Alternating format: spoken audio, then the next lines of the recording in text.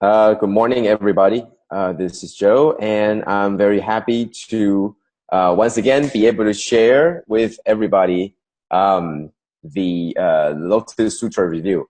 And as all of you know, that this week we are still basking in the Wondrous Lotus Sutra that was all the way from chapter 1. We're still reviewing the chapter 1 in the everyday Xun Ba Xiang as Master is still recovering. And I'm happy to tell everybody that just yesterday that Master once again mentioned that hearing all the progress and all the wonderful things that our volunteers have been doing is tremendous. It's giving her tremendous energy and also giving her tremendous strength to be able to speak more and talk more. And it's actually something that that saddens us, that what we are encountering today in today's world and all the afflictions that we ourselves are experiencing are the very reasons why that Master, I believe, that Master is actually is not feeling so well, and it's because of the overwhelming. It's because of the overwhelming feeling, the overwhelming worriedness of how the world is going. So I think the one thing that we can do to help Master is that we should really work hard to rid of the afflictions. And I think that's something that we should try to do very much for ourselves and also for Master as well. So today we're gonna go into the review, and it's more be like last week format, where we are trying to answer some questions and also to elaborate a little bit more. So last week we talked about getting to know Buddha and Master in a way to try to answer some questions. For example, like how can the Buddha actually know, be at the same wavelength of the universe? How is it possible that that the Buddha can be able to sort of be in sync with the universe, the whole thing that big, you know? And how is it possible? Is it medication? Is it still thoughts? What is it? And we talked about how to get to know Buddha or how to get to know Master. And so we talked about, Master once told us that we must walk gently. We must tread gently. For every step that we take is actually something that's stepping on our Mother Earth, and it's hurting our Mother Earth. And I talked about, and we talked about how Master was able to feel that. And that's essentially empathy, to feel for another, to feel for how would Earth feel, right? So first is to know that Earth would feel it. Second is for us to feel how the Earth would feel. So the first part, to know that the Earth has feeling, or to know that the other animal, the other people have feeling, okay? That's just knowledge. That's just understanding of nature. For everything that you do, there's a reaction. That's just the understanding. However, how do we turn that knowledge into wisdom is know that they have these feelings, and how do we take into account of how those feelings will affect us and how our actions will affect all these other entities around us. So knowing that each of these entities have feeling is not enough, but also to feel what they feel is turning the knowledge into wisdom. To feel how they feel rather than just to know that they feel is the next step that we need to take. And that's what the question was asking about, I believe, is that, you know, how would the Buddha be in sync, the same wavelength as the universe? Well, if you open your heart and open your mind and know that its existence is out there, but also to try to feel how it would feel. And I think that would be very much in sync. However, I'm only speaking from what I think I know, but the whole thing is really much greater than what I can even. So that's why Master always tell us to use our eyes to listen and use our ears to see, and how to work. And that's what it means to turn knowledge into wisdom. And that's what we talked about last week. You know, it's really difficult to just know that how would, you know, to even know that does the earth feel our every step? To know that, knowing that, and then what do we do about it is to feel how the earth would feel if the earth can feel every step. So that's what it means to turn consciousness or turn knowledge into wisdom. Turning something that you know into something that can be derived further and deeper, and that's called wisdom. So I gave the example of getting old. You know, you can tell me all you want about, you can tell me all the things that you experience when you're getting old. But if I don't get old on my own and feel it on my own, I would only know these things in terms of words. But now that I'm feeling it myself too, then from there, can I get a little bit deeper? What do I do about it when I'm getting old? What can I do about this? And what am I going to do about this? And that's the part about turning knowledge into wisdom. Turning something that we all know into something that's even more in depth.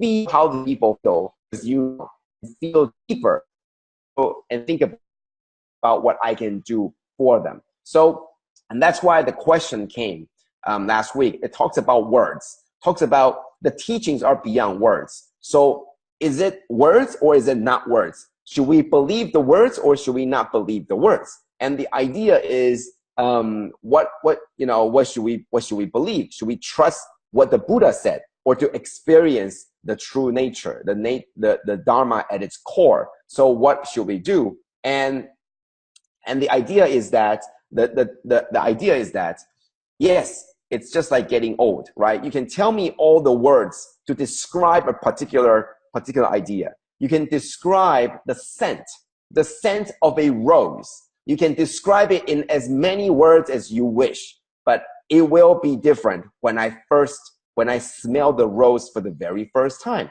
You can fill the entire book with how the sunlight, the sunshine after a stormy night feels like, or how does the sun shine onto your skin and face, how it feels like after a stormy night. So you can fill the entire book, a novel, talking about it, but it does not help you in actually experience it. So you have to experience it firsthand. And therefore, but what is important is that the words that the Buddha said, the words and all these books and all these novels and the books prepare you to understand what it feels like. You still need to walk it yourself, but all the words, it's almost like the Buddha opening the door to you and show you there is a path, but you must walk through it yourself to experience it for yourself, to grow for yourself. And therefore, the words do not mean the Dharma itself, but it merely opens the door. It opens something for you to walk through. It gives you the guideline. It tells you the things that you might see when you walk on the path. It makes you prepare for what you might encounter.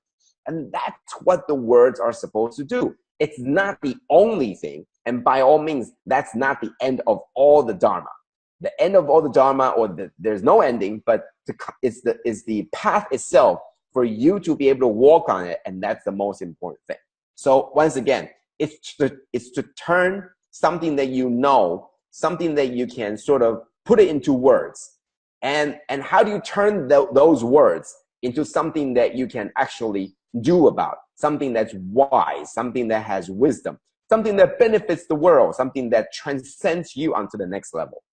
So this week, we're getting to know more about Buddha and the Master. Why? Because, and I think this is really in sync with today's Xun Fa Xiang. There's the rerun from, I think, years ago when we're still back in chapter 1. And Master talks about the Bodhisattva Maitreya. He had no question. He understood that the light coming from between the brows of the Buddha, he knew what it meant. He knew the reason why the Buddha entered into meditation after, enter into samadhi. He knew the reason why, but he still raised the question to ask. And that was the reason. That was, in sync with what we're going to talk about today. Because in order for us to get to know Buddha and Master, we must have questions. We must have doubt. Why is it this and how is it that? So with these questions, then through the answer or through the journey of finding the answer is how we can truly walk the path. Instead of somebody just telling you how it is, we can actually try to feel the answer and try to understand the answer ourselves. So today we're going to do the same thing that what we did last time, is to focus on some of the questions. And maybe from there, we will be able to see more about more beyond the questions themselves. So first question. One of the questions for this week says, there are so many sutras in Buddhism. What are they talking about? And this is a good question, because after all, so far in our review, we have only been talking about the Lotus Sutra and the Sutra of Infinite Meanings. We haven't talked about many other things. Yes, we probably also talk about the medicine, the medicine king, the sutra, or there are some of the sutra that we always mention. However, what are all these sutras talking about? And I think this is a very fair question. So this is the picture that I sort of wanted to envision, you know, what it means to be cultivation. So at the bottom center, you see the back of the Buddha. Okay, the back of the Buddha. He's looking back at all of us. It's almost like he's walking towards you. Okay, you're looking at the picture, he's walking toward you. But now he turns around and look at all the people that supposedly are following the teachings of the Buddha. So he's looking back at all the path that all the people are following. Okay, the following. So there are people coming from point A, and there are people stuck in point B, and there are people coming from far away from point C. Now, all point A, B, C, all are coming from different points. A is coming from our perspective, our left. It's coming from the winding path. Path C is coming from a different hill, has to go up and down, and then come to another winding path. And part B is stuck in a loop. So now, in order to help A, B, and C get to where Buddha is, Buddha must tell A, B, and C different ways to get out of their troubles and tell them the direction to get to where Buddha is now. Therefore, whatever Buddha tells A will be very different from what Buddha tells B and what Buddha tells C. And therefore, all these teachings are going to be different from A to B to C. Now, what are the teachings of the Buddha? The teachings of the Buddha in words are collectively called the Dharma. The Dharma is something that's more abstract. It's the teaching. All the teaching, whether spoken or non-spoken, whether it's something that you feel or something that you can sense or something that you hear, see, and etc. Those are all teachings. However, the sutras are only the words that were spoken by the Buddha and that was collected and that was organized and collected into these sutras, or the books, or the collection of the teachings that were spoken. So in order for A to get to the Buddha, where the Buddha is right now, there are spoken words between the Buddha and those people at A, and said, you must do this. Eventually, Ananda and all the disciples come together and say, oh, let's put that teaching as a sutra. The teaching that the Buddha gave to B is very similar, but it's the different. And therefore, that's collected into a different sutra. And the same thing for C. So we can tell that this is exactly why there are so many sutras, because there are so many different situations where there are differences in what the people need. That's why there are so many sutras, except even though there are infinite dharma, but the Buddha didn't have infinite time. And even if Buddha had infinite time, we would not have infinite resource to write down all the infinite words. And therefore, the sutras are limited. And therefore, we think that that's all there is, but the teaching itself is actually infinite. So hopefully that will answer the question there are so many sutras in Buddhism. What are they talking about? Well, they're always only talking about one thing, is how do you get from over there to where the Buddha is? And that's it. Different people experience different things, and different people have different obstacles. And that is why there are going to be different sutras. So different sutras address different problems that people face at the time. And the Buddha will give us the teachings to address these problems. Okay, so that's why there are the different sutras. Okay, so, but the idea is, even though that there are all these different teachings, can the people at point A or point B or point C, can they really all hear what the Buddha says? Can they already heed to the teachings? Can they really follow the teachings? Can they hear and understand the teachings? Can they really understand? And that goes into the next question. So there is the verse from chapter 1, which we recently just been talking about. It talks about the light, the ray that comes from between the eyebrow, okay, of the Buddha.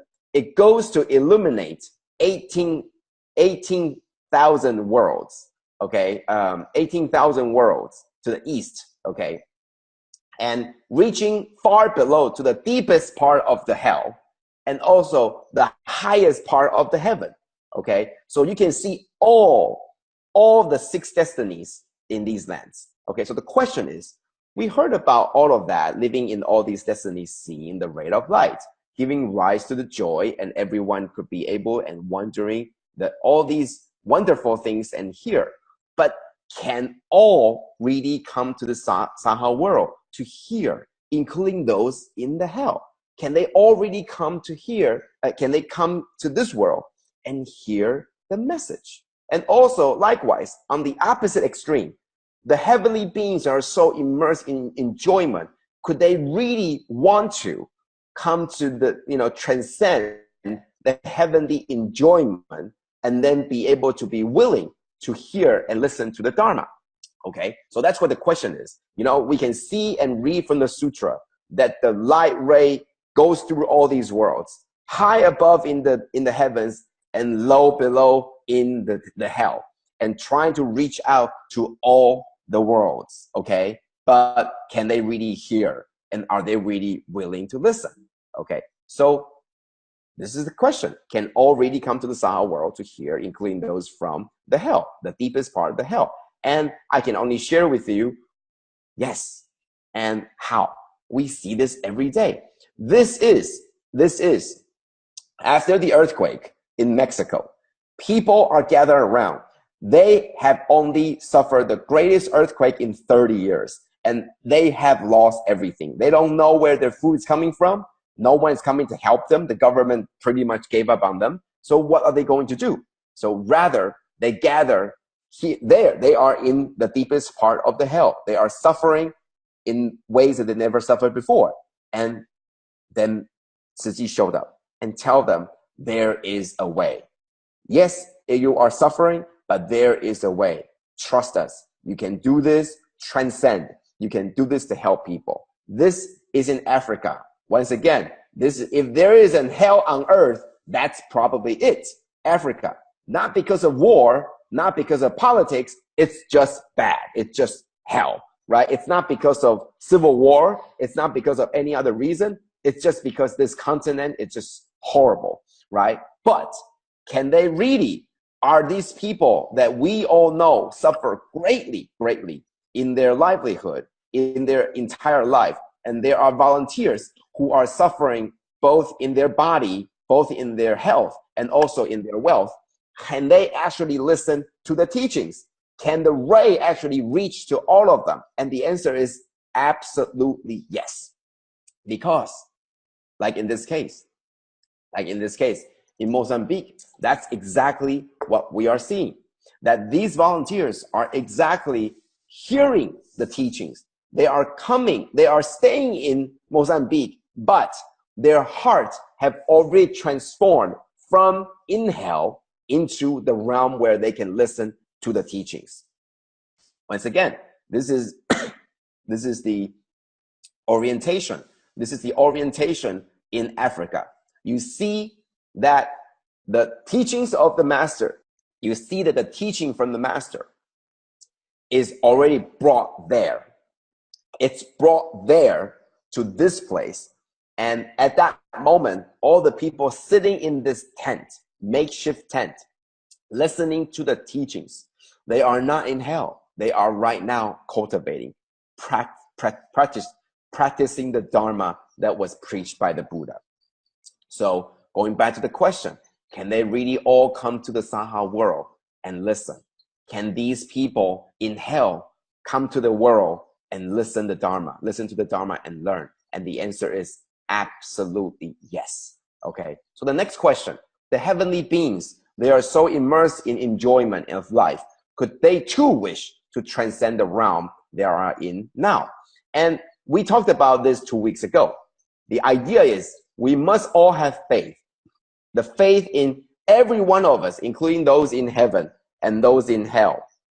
We all have the true suchness. We all have the intrinsic Buddha nature. We must have faith that everyone, and absolutely everyone, can be enlightened, can reach the Buddhahood, can be awakened. And that's the faith that we have. Even those in hell and those in heaven, all of them. And I believe it, and we should all believe it. And that's what the Buddha told us. And that's why there is the seed.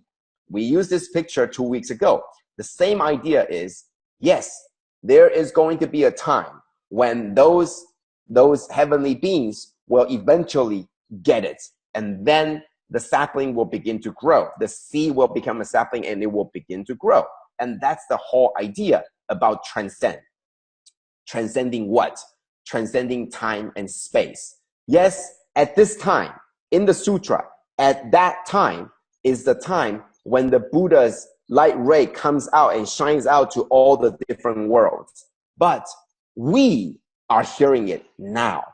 We, 2,500 years later, in the year 2018, in the month of May, we are hearing this very teaching that was taught 2,500 years ago. So it's not then and right there. It's not only at the vulture's peak. It's not only 2,500 years ago. Think, transcending time and space. How did the teaching transcend all the time of 2,500 years ago until me now? And how is the teaching from India transferred to now where I am in Hualien or where you are in Malaysia? So this teaching is timeless and spaceless. It has no restriction of time, has no restriction of space. So the heavenly beings are so immersed in enjoyment in life. Could they too wish to transcend the realm they're in now? And the answer is eventually, just like a seed, when the conditions are ripe, it will grow. Just like right now, 2,500 years later, we are hearing the teaching. Just like this morning, we are hearing the teaching that was coming from maybe 5 years ago. But 5 years ago, I heard the same thing. I remember this part, but I didn't feel the same way that I'm feeling now. So how did the teaching from 5 years ago that Master said appear today? So that's what the teaching is. That's what the Dharma is. It transcends space and transcends time. 5 years ago and now, I'm hearing it today, and it helps me even right now. So it's all these things. Do not be trapped about all these things are happening at that moment on vulture's peak. It happens. It's happening, and it will happen all at the same time in the same framework. Okay? So when you're thinking about the light ray coming out, shining to the 18,000 worlds, it's happening right now. It's still happening, and it will continue to happen. That is why we are hearing it. That is why you are hearing it. That's why even 5 years ago, Master talked about it, and we're still talking about it today. Okay? So that's what the true transcending is. The seed is ourselves. We are the one that's growing, not the heavenly beings, not the one in the hell. It's just telling you that throughout this time and throughout all the different space, the teaching still is happening. Okay. So the next question. So it naturally follows the next question. Those disciples that have left Tzu Chi, this great path, maybe we are thinking about something, to do something to inspire them. Is it something that we should do, or should we just leave it until their karmic affinity is fully ripened? Master talks about that, not every lifetime we have, it has the good affinity. So we must seize the moment, and I think that's absolutely right. We must do everything that we can. We don't give up. We don't give up so easily. And just yesterday, somebody came to, there's a group that came to Hualien to share with Master. One of the persons says, just the night before that she was supposed to come to Hualien, she got an order to make a cake. Okay, so that's her profession, making cake. But she was actually failing in making the cake. So she called up the person that was organizing the trip here. And she said, you know what? It's already 9 o'clock, and I don't think I must finish my order by tomorrow. And I don't think I'll be able to make it because we're leaving the very first thing in the morning. And I don't think I can make it. So the organizer told her that, do you think that this opportunity that you're going to so easily let it go to waste? Isn't there something that you can do to try to cherish this opportunity? And so she thinks to herself, this is indeed something very important. And I must do everything I can to make sure I keep the schedule of coming to Hualien. And therefore, the moment that she makes the decision that that's going to happen, she will get to work on it, and she stopped all the things. So all the things that used to make her fail still happens, but now she's determined to get through all of that. So she shared with Master. She overcame all those things. So finally at 2 a.m., she finished all her work. She went rest for a little bit, wakes up at about 4 and get ready and take the train to Hualien. That's what happened. And she was so happy. She said she would not have missed it for all this lifetime. But she was ready to give up. Why? And all she needed was somebody to tell her, not yet. So all this is trying to tell you, all this is trying to say is, there are external and internal factors. There are things that's around us that's influencing, giving us impact, influencing on how we think and what we think, and determining and affecting us on what we are going to do. But there are also internal factors on what we are trying to do. What we are doing can be only providing the external helping and assisting factors to help somebody to make the change and do the right thing. But it's still up to the internal factors. Same thing. What other people can do for us is only to help us push in that direction. Whether we want to do this or not is still only up to us. Same thing. For those people that have left, what we can do for them is only to help them, to assist them. It's only still up to themselves to decide whether they want to do this or not. Same thing. The fact that you want to help others comes from your inside. Whether it succeeds or not, that's the external part. So do you want to do this? It's not based on whether it's going to work or not. It's not going to base on whether you think they are going to come back or not. It's because you believe it's the right thing. So I'm using this from both perspectives, from the person that has left and from somebody who can actually help them. Both this person and you have the external and internal factors. For them, what we do are just something that we are helping.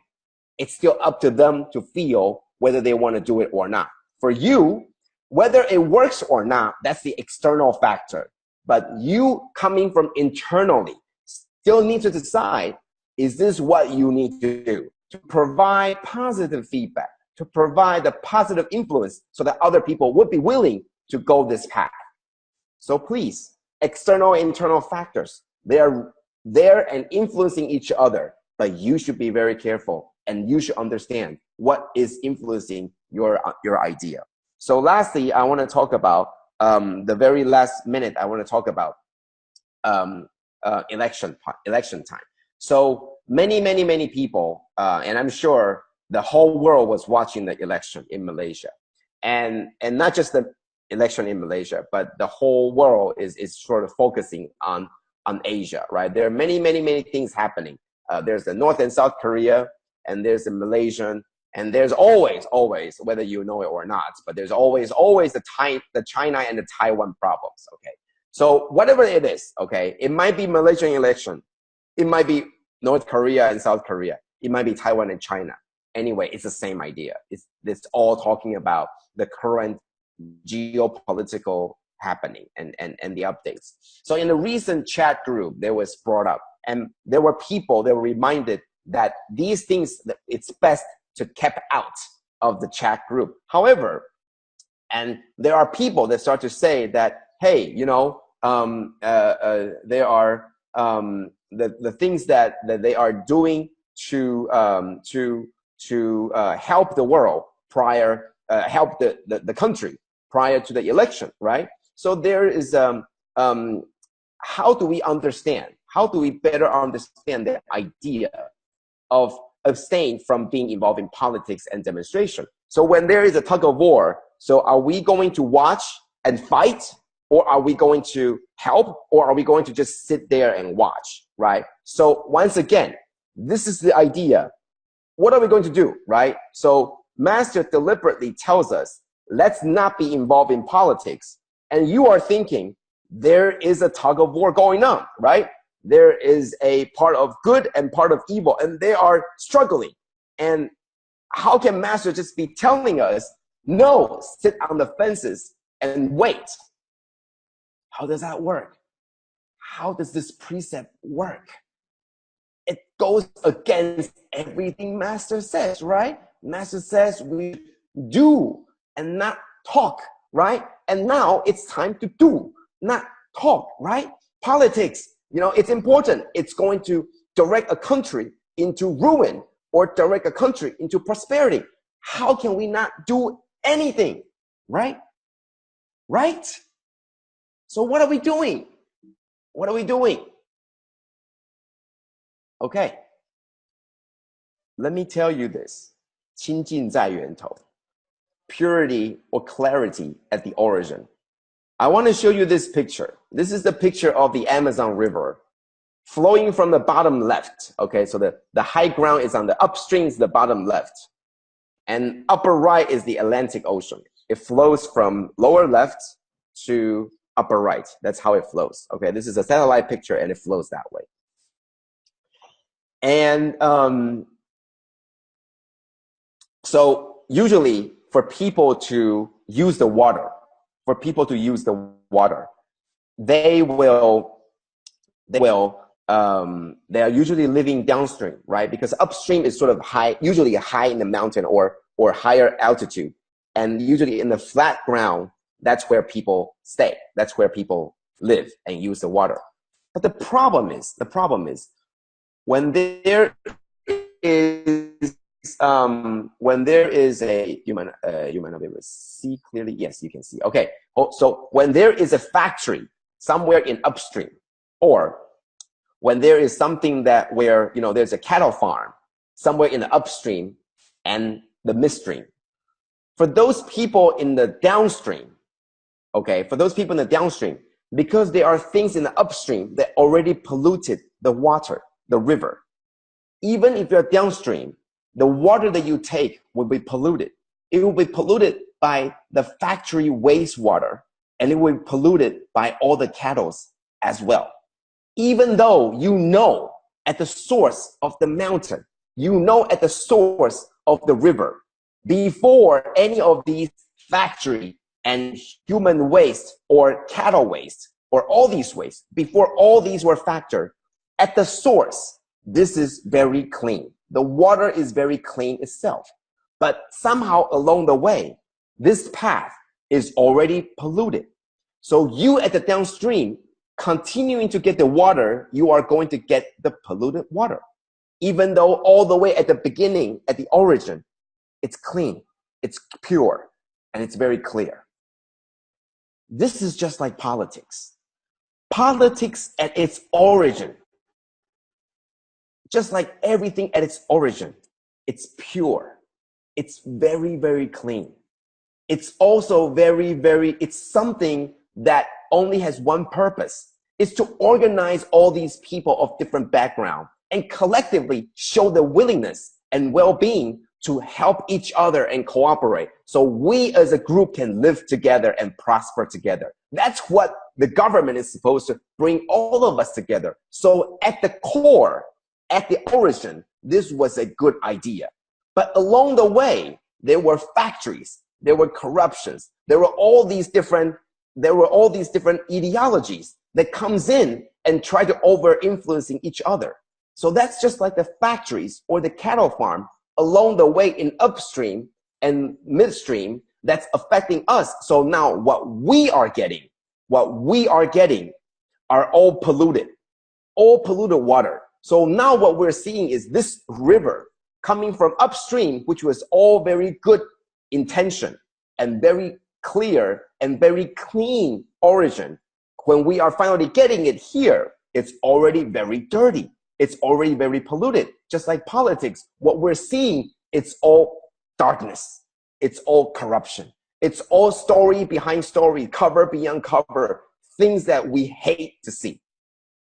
So, just like what we do, when you see pollution, what do? We try to go back. We try to convert. We try to change it. So we try to make the stream clean again. And how do we do that? We go to the cattle farm and we tell them, maybe you don't pollute the water. We go to the factory and we tell them, maybe you don't pollute the water. So the people downstream will get the original clean water, like what the politics is supposed to be, uniting people collectively to face the challenges, not to be polluting the people, not to be polluting the society. But when it comes a time when you realize there were so many sources, there are so many things entering into the stream and polluting this faster than you can try to unpollute the water. What are you going to do? What are you going to do? Are you going to just give up? No, you don't give up, but you go right at the source. And that's what this is about. Abstain from politics. Involvement in politics means all the politics that we are seeing right now is at midstream or downstream. But Master goes right to the heart of it because she knew we would be trapped in all the senseless and meaningless discussion that's back and forth. Which one is right? You're not supposed to do this. You're not supposed to do that. And people are fighting over ideology, over what is right. She went back to the source and think about what we should be doing now. Instead of fighting which party should be in power, she goes right straight to the source of how all these factories and cattle farms are polluting this stream. She goes to the source of the pollution, which is what? Which is to purify our mind, which is to harmonize the society. And how does she do that? Is to bring the ideology that shows, that expose the kindness and love that we have. So no, Master didn't want us to sit on the fence. But instead of going into politics, she wants us to actively to show this compassion, to actively show this love that we have in us. So all those other people that's already polluting this river can see that love and stop polluting. That's what she's actively doing. Instead of participating that tug of war that is not going to get to any conclusion. So what if this party wins? Does that mean there's no problem? So what if that party wins? Does that mean that that party will not lose one day and then give rise to the other party? But she's focusing on the real tug of war that's in the human nature. To the tug of war between good and evil, not in the politics, but in our society and in our human mind. That's why 净化人心 is always and will always be the number one goal in Master's vision in Tzu Chi. That's what we're doing. So don't think that just by abstaining from politics that we are sitting on the fence and doing nothing. No, sirree, we are not.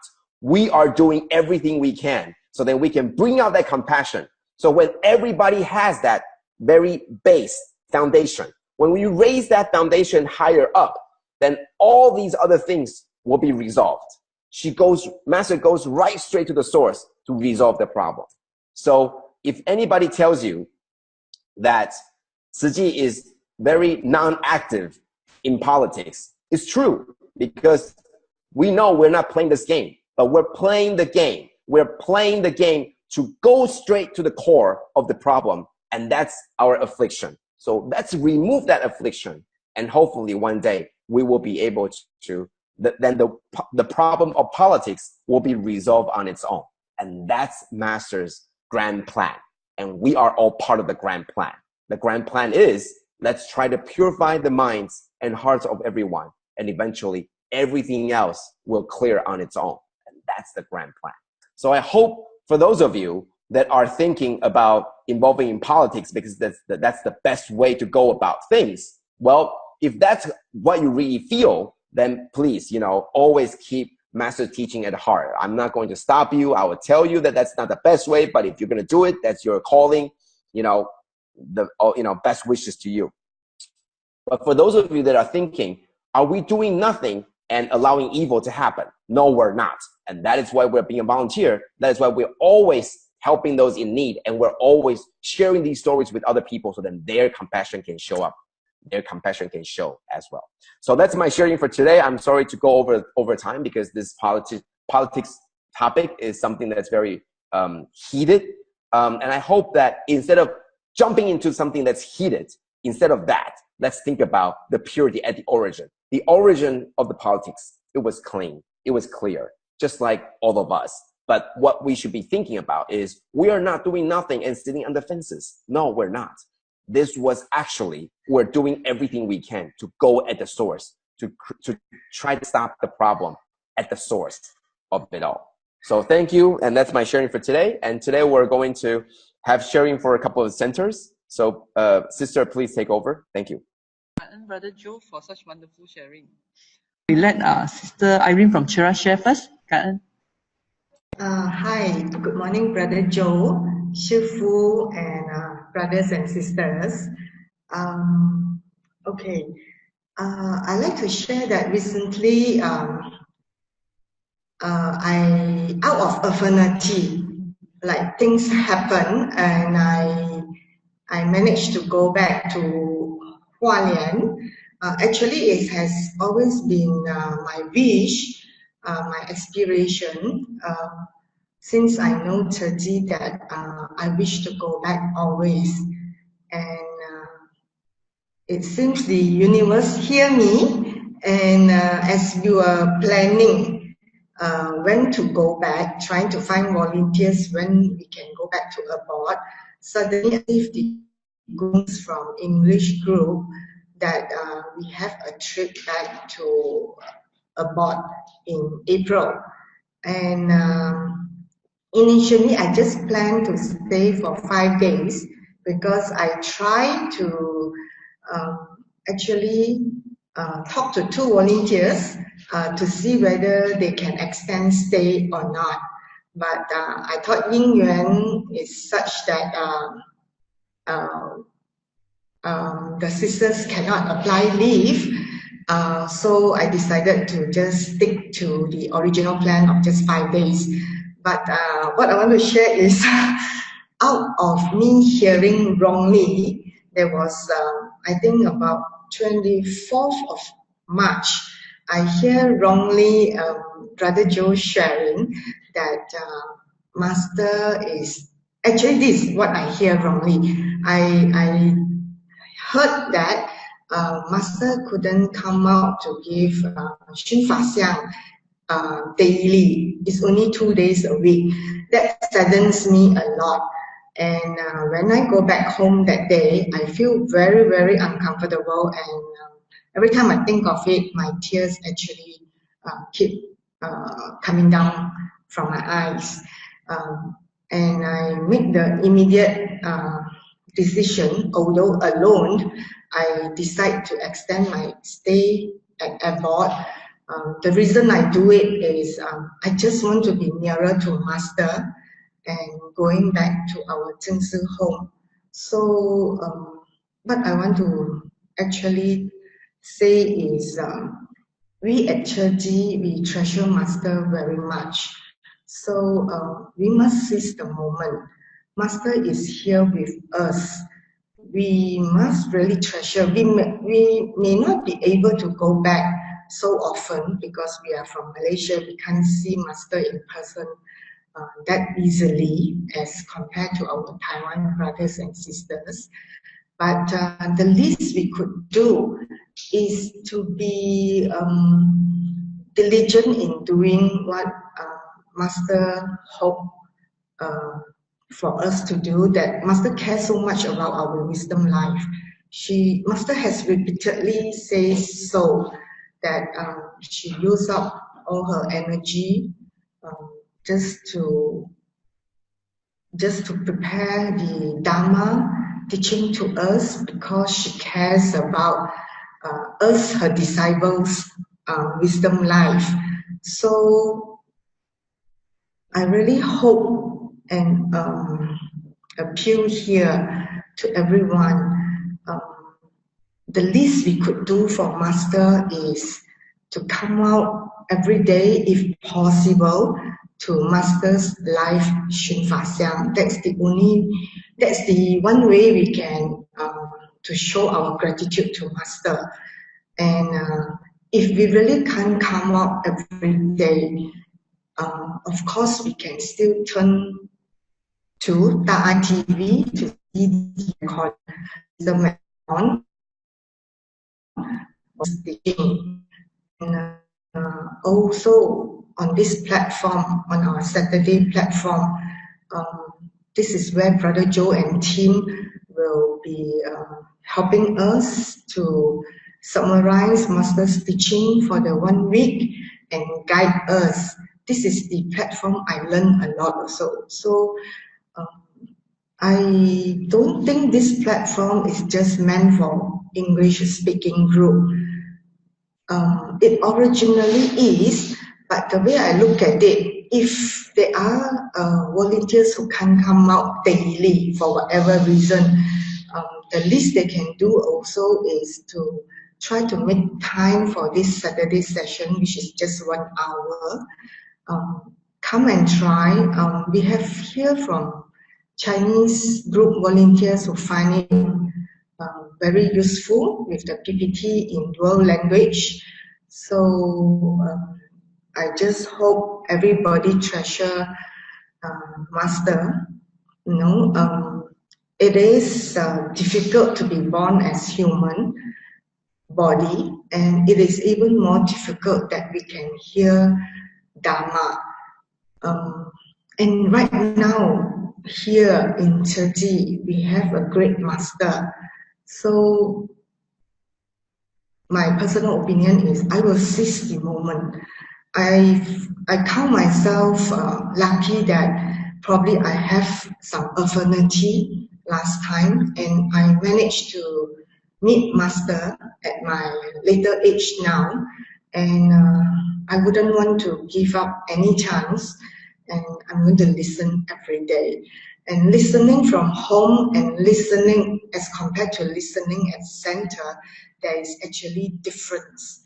Just like when I go back to a board, when I can see Master, when I can see her walking and hearing her expound at the Sutra Hall, it is really a different feeling. So we must seize every moment. And another thing is the Lai Bu Qi.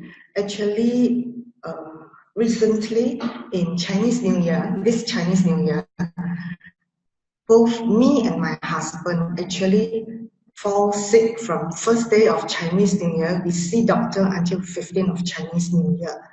And both of us are actually quite serious. My husband was actually hospitalized on second day of Chinese New Year and under quarantine. So he got an influenza A infection, and this shows that he actually told me after he left the hospital, he actually felt he couldn't make it when he is in the hospital. This shows how life can be so fragile. Just one sickness and one virus attack, we will not know whether we can make it or not. And as for me myself, I think I get some of his virus, but the doctor didn't give me the viral medicine. But I was getting better, and suddenly I took a wrong medicine. I was allergic, and I couldn't breathe that night. It was like very difficult, and I also feel I can just lose the breath, and that's it. So the 来不及 doesn't mean, in my own context, it doesn't mean we are referring to Master at the elderly age now. It can happen to any one of us. So this is the moment. Now we have the time, the chance at 30 to really know we have such a great master who diligently, so hardworking, expound Dharma to us daily. So we please seize the moment.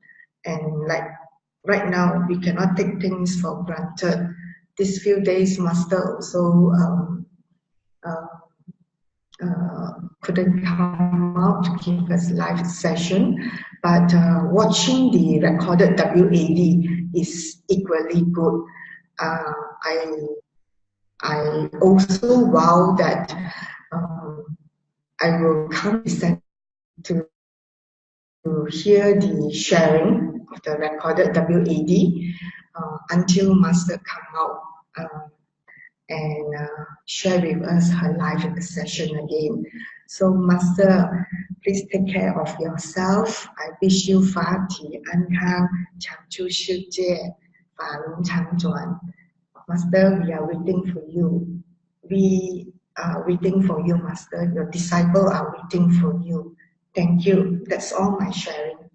Okay, Sister Irene, thank you so much for that heartfelt sharing. I feel you too, and I'm on the one hand I'm so happy.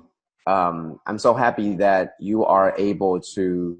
I didn't know that you got you and your husband both got seriously ill at Chinese New Year. I just remember seeing you in April, and had I known that, it would make all the difference too to know that you had just suffered such illness and still be able to make you stronger. And thank you for sharing that with us. Just like what we talked about today. A lot of these things, if you don't feel it yourself, other people can tell you to cherish the moment, you know, and they can write a book about grasping every moment and cherishing every second. They can write many books about it, and you can read all of them. But if you don't feel the time is running out on your own, having your own experience, then indeed it would just all be words. So the more important thing is, you know, to really cherish the moment. But I would like to share. I would like to share with Sister Irene that yes, we all want Master to get healthy soon and 法体安康.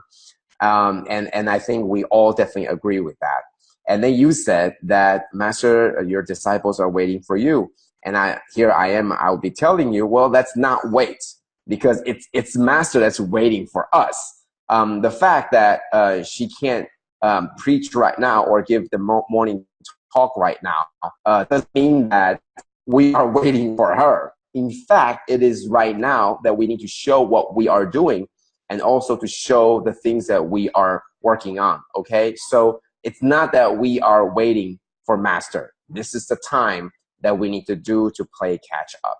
So, and I believe, Sister Irene, I know what you mean, and I know you're not waiting. You are continuously, actively cherishing every moment. So I know you're not waiting. You're just sort of saying, we're waiting for Master to come back online.